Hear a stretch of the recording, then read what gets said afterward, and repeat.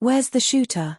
The SEAL commander's voice grated over the radio, clipped and urgent, just as another shot cracked and dropped his point man behind a mud wall outside Herat.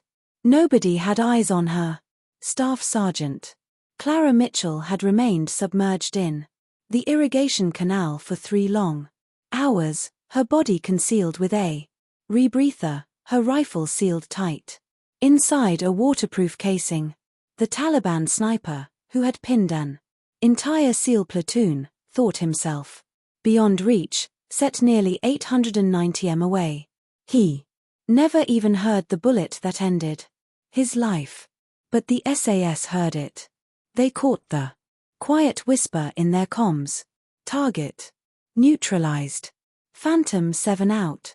For 6 months, whispers had circled about Phantom 7, the unseen sniper who broke ambushes but never left a trail. When the truth surfaced, disbelief spread wide. No one wanted to accept that a 28-year-old Army Staff Sergeant had just saved the most feared warriors in America. Fort Liberty, North Carolina. Present day. Staff Sergeant Mitchell stood upright in the Joint Special Operations Command briefing room, her dress uniform heavy with metals most soldiers would never see in a lifetime. At only 28, her sharp features, weathered by years in endless combat zones, carried the weight of someone who had lived far older than her age. She had been called from her teaching role at the Army Sniper School to attend this session.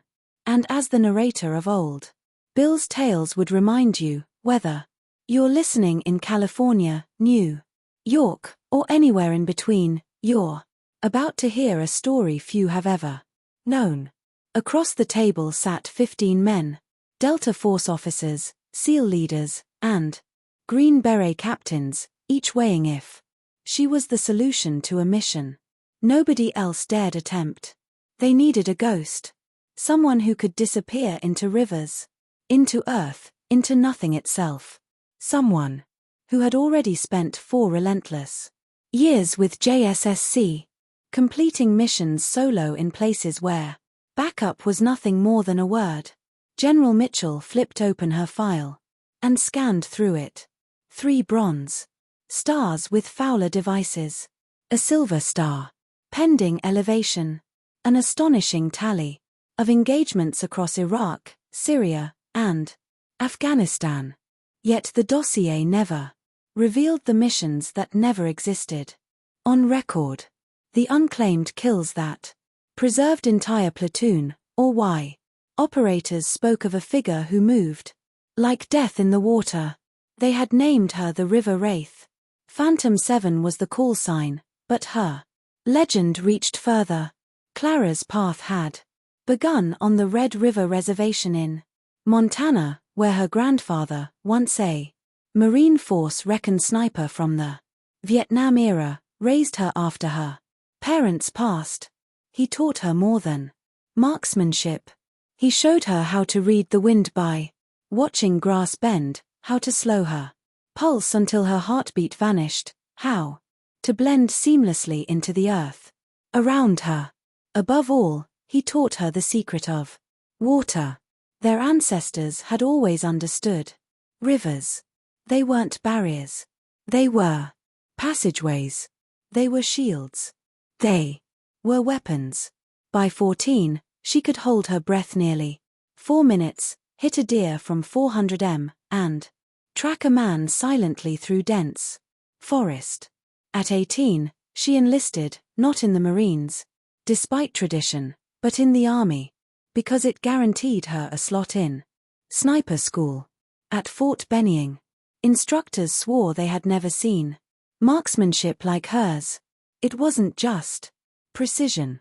It was instinct, as though she sensed the bullet's course before it even left the barrel. Her reputation was cemented during her second Afghanistan rotation. Assigned to the 3rd Ranger Battalion, she endured 9 brutal hours, half submerged in a filthy drainage ditch, holding for the single Shot that would remove a high-value target. When the mission concluded, the Ranger captain himself drafted her recommendation for JSOC selection. Soon after, she became the youngest soldier ever admitted into their elite sniper cadre. But the legend of Clara Mitchell truly ignited during Operation Iron Thunder in Syria. She anchored herself in the Euphrates for 14 relentless hours, serving as overwatch, while a Delta squad fought to stay alive. In that one mission, she eliminated 7 ISIS fighters who had sprung an ambush. Her longest confirmed hit that day reached 1,240 made with a Remington MSR chambered in 338 Lapua Magnum, firing handload match-grade rounds. It was the type of shot most called mathematically impossible. Yet Clara executed it under fire. Half drowned with exhaustion, General Mitchell finally shut her file, his eyes narrowing as he looked across the table. Staff Sergeant Mitchell, he began. We have a problem. A rogue Afghan Special Forces commander, one of our own former trainees, has taken 32 American contractors hostage in Helmand Province. He knows our tactics, our movements, our entire playbook. The general's words carried a weight heavier than the metals on Clara's chest. He's already destroyed 2 SEAL teams we sent in. A Navy captain cut in grimly. We need an option that doesn't follow the same pattern. Every gaze shifted to Clara as satellite photos lit the screen. A desolate compound rose among endless poppy fields, its perimeter slashed with canals like veins. Guard towers overlapped fields of fire, leaving escape routes almost non-existent. The Taliban leader was identified as Omar Rashid, a name Clara recognized instantly. He had once trained at Fort Bragg before betraying everything he was taught. The SEALs want an air assault, General, Mitchell said flatly. Delta suggests a night breach. Both plans will cost us lives. Rashid knows exactly how they work. Clara's voice sliced the silence. What's the water temperature in those canals? The question froze the room. A Delta Major scoffed. 62 degrees in October. You can't be serious. Staying in that is suicide. Hypothermia will come fast. With the right gear and conditioning, Clara answered calmly. I can last 4 to 5 hours. That's enough to infiltrate, position and dismantle his command. Give me a 2-man support team, my MSR, and 12 hours to prepare.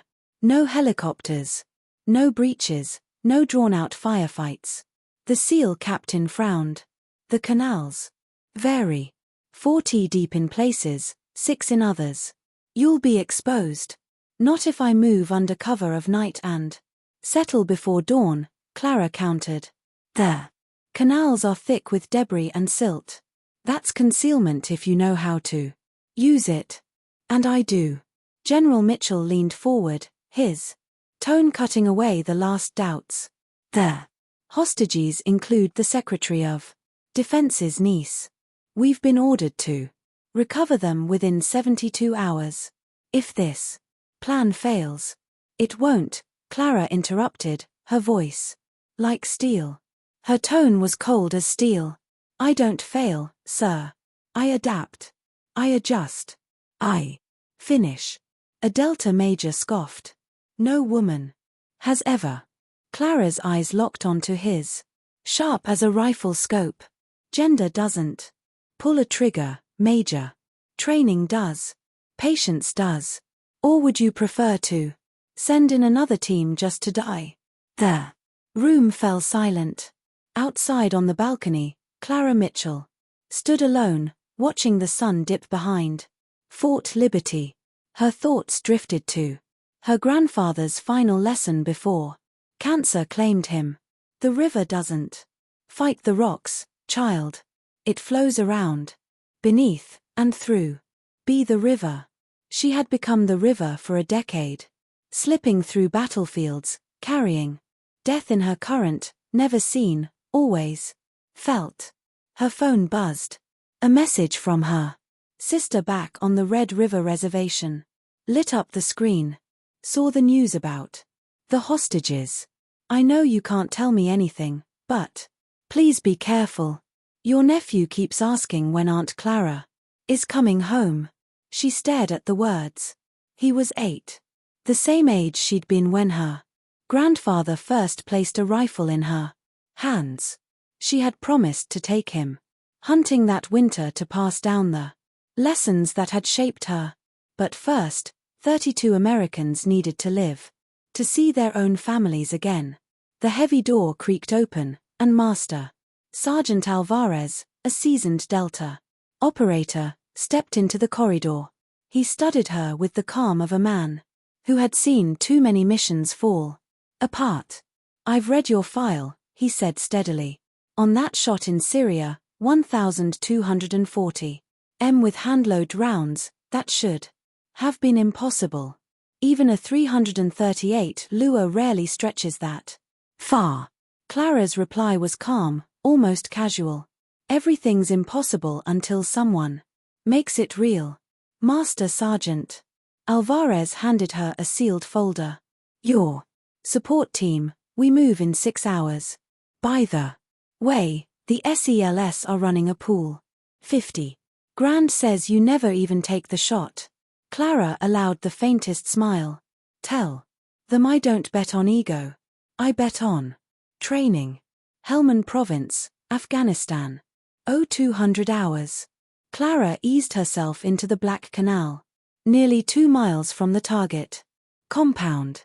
A 5mm wetsuit lined with thermal layers hugged her body, preserving what heat it could as icy water swallowed her whole.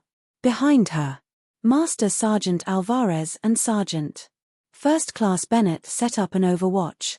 Position 1,600 m out. Their thermal optics tracking her outline until it melted into the cold background. Phantom 7 entering the river, Clara whispered through her bone conduction. MIC, her voice barely stirring the night air. The current pressed harder than expected, swollen by snow melt from distant mountains. Depth shifted unpredictably. Sometimes only 4 feet, sometimes nearly 6. Clara kept low in the deeper channels, her closed-circuit rebreather ensuring not a single bubble betrayed her position.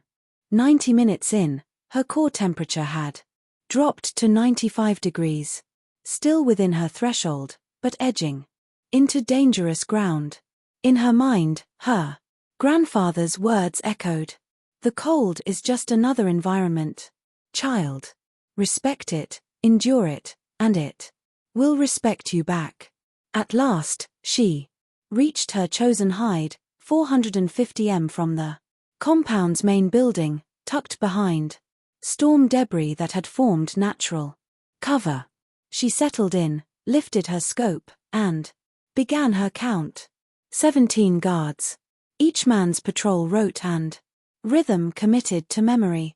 At 0400, Omar Rashid himself stepped into view, pausing to pray. Clara's crosshairs rested cleanly on his temple. She could have ended him in that moment, but without certainty on the hostage's location, a premature kill could cost 32 lives. She stayed steady. Master Sergeant Alvarez's voice cut in over comms. Predator feed shows thermal signatures. Multiple bodies, northwest building. Lower floor. Moments later, Clara watched Rashid head toward that same building. 2 guards following with trays carrying exactly 32 meals.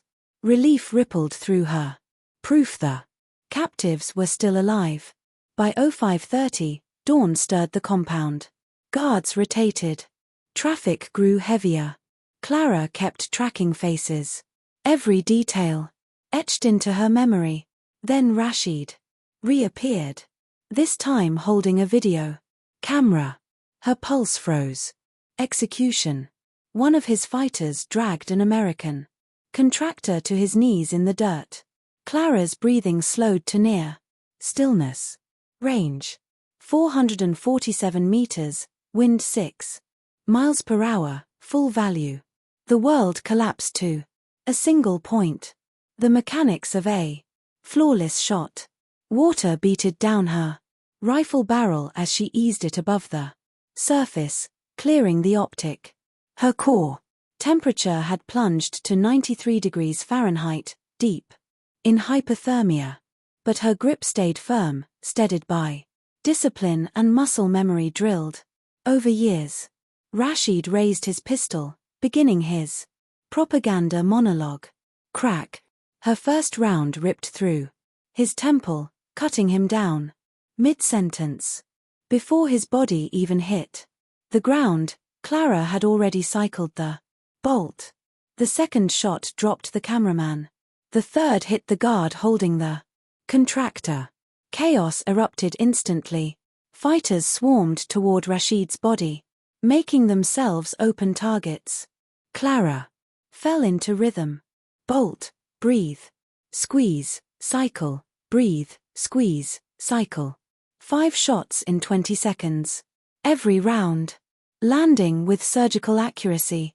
In her earpiece, Alvarez's voice cut through the static. Delta and SEALs. Inbound. 3 minutes. Clara adjusted at once, shifting her scope to the basement. Through a window, barely the size of a dinner plate, she threaded a shot into the chest of a guard posted inside. Another fighter aimed his weapon at the hostages, but her bullet struck him mid-motion. 2 more spotted the faint shimmer of her muzzle and unleashed a storm of AK-47 fire into the canal. But the rounds lost force within a meter, breaking apart harmlessly in the current. Clara let the water sweep her 20 m downstream before rising behind new cover. 2 quick squeezes later, 2 more enemies dropped. On the horizon, the thunder of rotors shattered the night. MH-60 Blackhawks stormed in. Delta operators fast roping into the compound. As SEALs locked down the perimeter, the firefight ended in under a minute. By then, Clara had already eliminated 15 of the 24 guards before anyone else's boots touched the dirt. She staggered toward the extraction point, her muscles shaking with exhaustion. When Alvarez pulled her from the canal, her core temperature had fallen to 91 degrees, deep into hypothermia. Her body shook uncontrollably, but her eyes stayed open, sharp and unyielding. Fort Liberty, North Carolina. 6 weeks later, Clara once again stood inside the conference room, a newly pinned silver star gleaming on her chest while her recommendation for the Distinguished Service Cross moved forward. The same 15 men who had doubted her before now rose in unison and applauded. A gesture almost unheard of in the world of special operations. General Mitchell handed her an envelope. The CAS 50,000. They want you to have it. Inside, Clara found not only a check, but a handwritten note. Phantom 7. You're invited to teach our combat swimming course. We need to learn water. The way you do. Naval Special Warfare. The Delta Major who had once mocked her stepped forward, his voice heavy with regret. I owe you an apology. My brother was one of the contractors you saved. Clara's reply was calm, almost gentle. No apology needed, Major. I was just doing the work I was trained for. Later, she sat beside a quiet river near Fort Liberty. The phone pressed to her ear as her nephew's excited voice rang out. Aunt Clara, when are you coming home? Next week, little warrior, she promised. I'll teach you to shoot just like your great-grandfather taught me. Will you tell me about the river? He asked. She smiled at the flowing water beside her. The river remembers everything, child. But it only shares its secrets with those who respect it. That night, across private channels of the Special Operations Community, a single message spread quietly. The River Wraith is real, and she belongs to us. Staff Sergeant Clara Mitchell returned to her post at sniper school. Her students often joked that their instructor could vanish into water. They never realized how literal that was. The 32 contractors she had rescued later founded a program in her grandfather's name, providing rifles and training to Native communities across the nation. Clara herself never spoke publicly about the mission. After all, rivers keep their secrets, and so did she.